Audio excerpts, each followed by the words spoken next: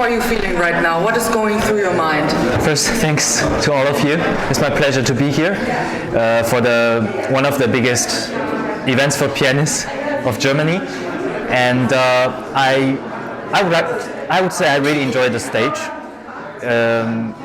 It's always the beginning of the competition which makes us the most nervous. So after we get a satisfying result from the first stage, we can of course say that we already gained a communication with the people and with the jury. We at least have something similar about music, so that's why I really enjoyed the stage in the second one. We just said that you have the same sneakers that I do.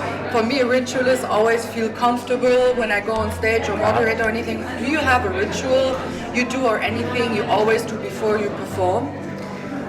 This is for me, I mean, I know lots of musicians have rituals because it's very tough work for mentality, and psychologically it's very hard to face the constant pressure and stress for every concert and every stages. But for me, my ritual is not to have any, because once you have ritual, for example, you plan to wake up at 7:30 on the day of the concert, and then you practice for what hours, and you eat things that are good to you for lunch, and then you plan to take a short nap afterwards. But all of these, in reality, there can be that many of them just don't work in the situation. So I think for me it's important that I'm able to play under any situation, whether it's mental or physical. And I actually did some practice just for my mentality, just before some concerts, that even though I had the chance to practice before, I would like not to do it. Okay, interesting. One last question. How would you describe the vibe between the competitors? So you're between one of the last four that remained, you're one of the semi-finalists, and we're about to know who are the finalists. How is the vibe currently between everyone?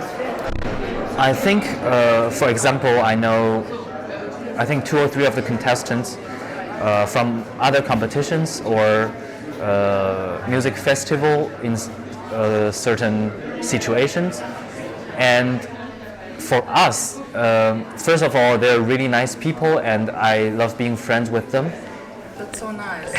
Thank you. And once we've been through so many competitions, we all knew that competition is not a deciding moment for pianist's career, and also the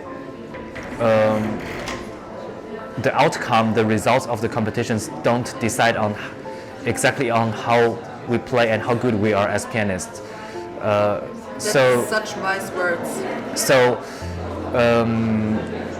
I think we share the same opinion with all the pianists who have been through all the competitions, whether they won or lost. I mean, there's actually no such a word, but it is music, and the winning for one time doesn't mean anything, and so does the losing. So actually we share a good vibe, because we all know this point. One of my favorite answers tonight, I must say. Thank you. Yeah, that makes you really a sportsman, and I really like the way you consider everything. It shows that you know what, at the end of the day, it's about the music and not what the outcome is, but how you perform. Is there any specific composer you would say that reflects your character and your identity most? For me, for instance, it's Chopin Liszt. How is it for you? My favorite composer has been Schubert for last 3 years, and now I discovered there are many phenomenal music by Brahms, but not only piano, because he didn't write so many piano music, but for example his symphonies. But I mostly just cherish everything that really speaks to my heart. Nowadays, I discover Rachmaninoff number 3 concerto because of the competition, of course.